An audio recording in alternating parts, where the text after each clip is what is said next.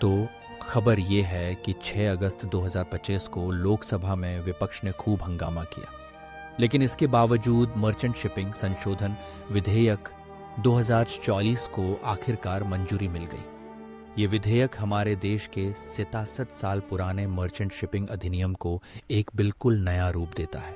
इसका सीधा मकसद ये है कि भारत के समुद्री कानून 21वीं सदी के दुनिया भर के आधुनिक मानकों के साथ कदम से कदम मिला सकें।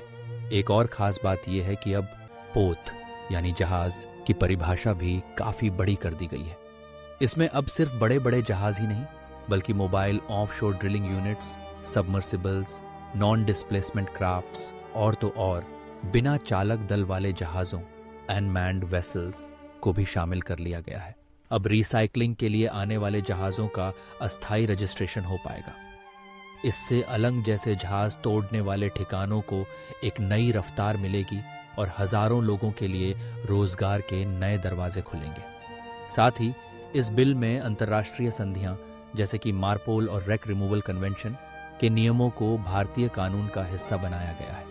इसका सीधा असर ये होगा कि हमारी समुद्री सुरक्षा, प्रदूषण नियंत्रण और आपदा प्रबंधन की क्षमता और बेहतर होगी। Director general of marine administration को अब समुद्री शिक्षा, सुरक्षा, पर्यावरण और नाविक कल्याण की निगरानी के नए अधिकार मिलेंगे।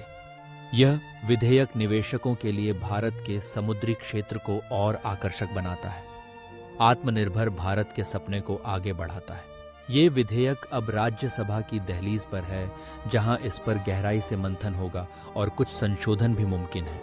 असल में ये भारत की समुद्री ताकत के लिए एक नए युग की शुरुआत है।